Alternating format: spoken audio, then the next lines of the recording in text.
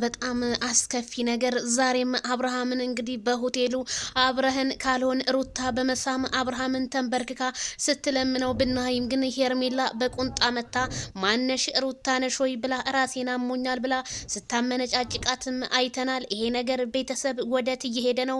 ጉድና ጅረት ወደ ኋላ ነው እንደሚባለው ጅረቱም እየተናናደ አብርሃምም እኔ አቅቶኛል ተውኝ ልረፍበት ሲላቸው ሩታ ግን ምንም ስሜቷን መቆጣጠር እስከሚያ ቅጣት ድረስ በአደባባይ ላይ እያየን ነው። ምክንያቱም አብርሃም ያላንተ አይሆንልኝም አባትዬ አንተ ደውለህላት ነው ወይ ስትለው እኔ አልደወልኩም። ሄርሜላም እንደዛው ስትጠይቀው ሄርሜላን ወደ አብርሃም ወደ ማንኛቸው እንደሚሆን ማይክል ጃክሰን ግራ ገብቶት ቢያሳይም እባካችሁ እስኪ አብርሃም ራሱን እስከሚያረጋጋ ድረስ እናንተ ከህይወቱ ትንሽ እረፍት ስጡት እላለሁኝ። እኔ በዛ ምክንያት ነው የማስበው። ይሄ ነገር ተደጋገመ ምንድን ነው?